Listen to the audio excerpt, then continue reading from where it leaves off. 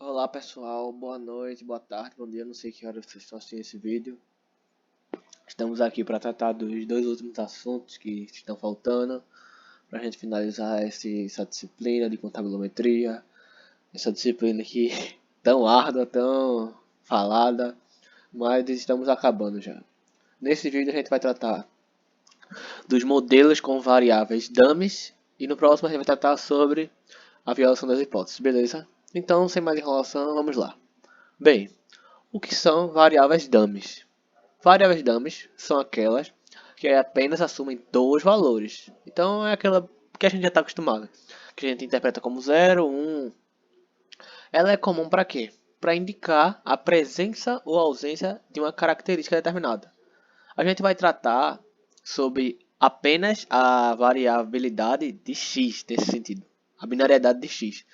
Porque essa questão de dummies no y são para tópicos mais avançados, ou seja, para pós-graduação, se vocês quiserem descobrir isso, então vocês vão ter que estudar essa disciplina mais a fundo. Então, sem mais enrolação, vamos lá. Bem, primeiramente temos a dummy de intercepto. Dummy de intercepto é basicamente aquela dummy onde a gente já está acostumado. Eu vou dar um zoom aqui agora.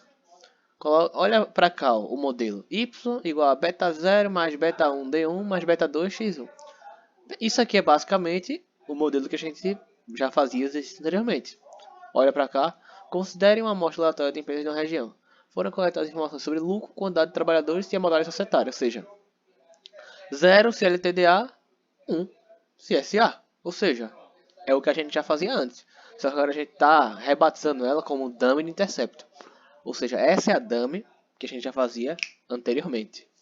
O que é que a gente vai averiguar aqui? O que é que a gente vai aprender de novo? A gente vai tentar meio que entender o que é que ela afeta e qual o sentido dela. Como o D, que a gente vê como x2, seria x2, mas aqui a gente está interpretando como D de dummy, ele é apenas dois valores, a gente pode facilmente investigar os valores esperados condicionais de y para o grupo de empresas. SA 1, LTDA 0. Então, vê só. Olha para isso aqui. Esses aqui são os valores esperados. Você consegue enxergar que aqui ó, não tem o beta 1 para LTDA. Por quê? Porque, olha, é 0. Então, se a gente fazer essa função aqui, ó, vai ficar beta 1 vezes D, 0. Então, vai ficar só beta 0 mais beta 2xi. A gente só tirou o beta 1 porque, como aqui é um LTDA, então o beta 1 seria igual a 0. E a SA é basicamente a função inteira, porque o beta 1 multiplica 1 e a gente só repete ele. Então, a gente observa o que? Nesse caso, qual a diferença entre as duas dummies? Entre as duas dummies não, perdão, os dois valores. A diferença é constante e ela é igual ao beta 1, ou seja, se LTDA o beta 1 é igual a 0, o SA o beta 1 vai ser multiplicado por 1, ou seja, vai ser exatamente ele. Nessa situação, a variável DI, a dummy, é conhecida como dummy intercept, ou seja, é a padrão. E olha aqui, ó, essa distância aqui é exatamente a constante, ó, é exatamente a mesma para todos os valores de x. E essa distância aqui é exatamente beta 1, ou seja, é o que tem aqui e não tem aqui. Beleza? Isso aqui é o mais tranquilo. É a parte que eu acredito que vocês já estão acostumados. Então eu vou mais adiante, porque essa próxima aqui é onde o bicho começa a ficar mais complicado. Eu acredito que a maioria é nessa daqui. Então, uma dummy de interação. Bem, a gente vai levar em conta o exemplo anterior e perguntar: tem uma ascensão diferente do lucro das SAs comparado às LTDAs, conforme o tamanho da empresa aumenta? Primeiro, essa é uma pergunta que faz sentido. Você acha que uma empresa, quanto maior ela, o lucro vai ser maior? Se sim, então você está pensando certo. Isso faz sentido, primeiramente.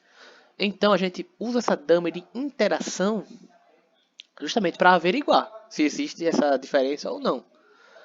Então o modelo vai ficar do seguinte jeito. Olha para cá. YI igual a beta 0 mais beta 1 DI xi mais beta 2 xi mais o erro. Bem, o que é que mudou? a gente colocou um D dummy multiplicando o X. A gente vai ver mais na frente como fazer, mas não precisa se assustar, isso é bem tranquilo. Olha, o DI, que é o da dummy, está interagindo com o X. Ou seja, o valor condicional vai mudar. Então olha isso aqui, ó. Ficou o valor esperado de beta 0 mais beta 2x, CLTDA. E beta 0 mais beta 1x1 mais beta 2x, CSA.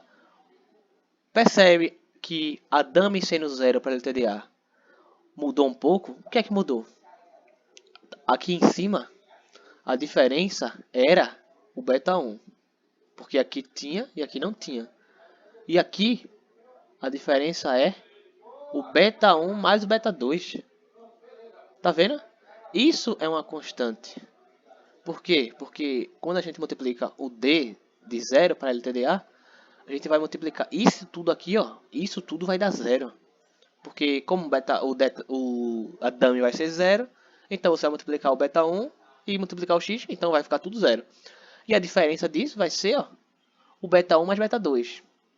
Enquanto aqui vai ser somente o beta 2. Ou seja, a inclinação para as empresas LTDA vai ser o beta 2. Enquanto a inclinação para as empresas SA é beta 1 mais beta 2. Ou seja, isso mais isso e aqui é só o beta 2. Olha como fica no gráfico. Parte do mesmo ponto agora. E aqui as funções dos valores esperados condicionados. Beta 0 mais beta 1 mais beta 2xi. E aqui é beta 0 mais beta 2xi. Pode parecer um pouco confuso, mas calma, calma. A gente vai aplicar isso no exercício agora. Como que isso poderia ser cobrado em prova? Bem, aqui é um exemplo prático que diz na apostila, que diz: neste exemplo hipotético, estamos considerando que o lucro médio das firmas SA cresce comparado às LTDA, à medida que o tamanho da empresa aumenta, justamente o que a gente vê em cima. A gente vai utilizar os dados desse exercício, supondo uma especificação que inclui uma modelo societária da firma, ou seja, 1 para LTDA e 0 para SA, de acordo com essa tabela aqui, ó. Então, isso aqui é a nossa dummy, isso aqui é o nosso x, e isso aqui é o nosso y, beleza? O modelo ficou assim. Como a gente faz isso? E aqui vem um pulo do gato. Percebe que essa variável aqui, que a gente normalmente interpretaria como x2, porque tem um x1 e tem um x2, que a gente sempre faz nas regressões, com 3 termos. Bem, olha para isso aqui. Vocês percebem alguma coisa? Tá vendo esse x vezes xd? É esse ponto aqui, ó. O x2 vai ser equivalente ao x isolado, que é aqui, ó, o GE. E o x1 é o tipo vezes GE, ou seja, a dummy vezes o x. É exatamente como isso daqui. Beta 1 DI XI. Como é que isso fica aqui? Tá vendo? X vezes D aqui na tabela, o segundo ponto. Isso vai ser o nosso X. Deu para entender? Eu vou repetir, porque pode parecer um pouco confuso, mas calma. O XD aqui, ó. Esse XD é isso aqui, ó. É o tipo vezes o GE. A gente interpreta isso como uma só variável. Esse X vezes D. Porque olha aqui, o X, a gente já está acostumado, é esses valores aqui, ó, do GE. Tá vendo que eu só repeti? Pronto. E o XD, que é o X vezes a dummy, é o GE aqui, ó, 5,27 vezes 1, 18 vezes 1, 0,59 vezes 1, e os 3 aqui vezes cada um 0. São valores diferentes. Então a gente vai utilizar esses dois valores, essas duas tabelas, essas duas colunas, como base para fazer o resto. Então a gente vai fazer x1 vezes x2, fica x vezes dummy. Fica assim, ó, 5,27 vezes 5,27, 18 vezes 8, por aí vai. Ficam esses valores aqui. Percebe que é a mesma coisa. É como se não existisse x2 e a gente colocasse o x vezes d. A gente só fez meio que mudar um pouco o termo, mas o sentido é o mesmo. Então, se vocês forem tentar fazer, vai dar esses valores aqui, ó. Encontrando. Porque a gente, depois que você encontra esse primeiro aqui e vê o sentido, fica mais tranquilo. Mas sem se confundir, porque você vai usar isso aqui como se fosse uma variável só. Beleza? E aqui a gente encontra o x' y, que é o x... Mesma coisa, você vai tratar como... Lembra com a matriz x', y? Que é o somatório de y, somatório de x1 vezes y, somatório de 2 vezes y. Aqui é x vezes dummy vezes y e x vezes y, que a gente já está acostumado. Então ficou assim. Esses são os nossos valores. De novo, tem o x vezes d, x vezes xd e xd vezes y, mas de resto, tudo igual. Se vocês tiverem alguma dúvida ainda disso, podem falar comigo pelo WhatsApp que eu esclareço mais. Pode parecer um pouco confuso, mas volta o vídeo, tenta entender, praticar, que você vai conseguir compreender esse assunto. E aqui eu coloquei meio que um resuminho. Para efetuarmos essa regressão, o equivalente ao x2 que estamos habituados é o GE, que é o x isolado, e o x1 é o tipo vezes o GE, ou seja, dummy vezes o x. Com isso, a gente vai prosseguir normalmente utilizando os valores acima, no caso esses aqui. A gente vai fazer o x' e o x' y, que deu esse daqui. E a gente vai encontrar esses estimadores. Aqui, ó. Beta 0 chapéu 0,602. Beta 1 chapéu menos 0,0685. E beta 2 chapéu 0,127. Como a gente interpreta isso? Olha para o beta 1 chapéu. Eu quero que você entenda. Já está escrito ali embaixo, mas tente entender. Se a empresa for do tipo LTDA, seu giro do ativo, que é o Y, será em média 0,0685 milhão menor do que de um SA, para cada acréscimo de 1 milhão. Bem, o de diferente, o que a gente tem aqui, se a gente fosse interpretar isso como uma dummy, a gente pararia aqui. Só seria essa primeira parte. Ó.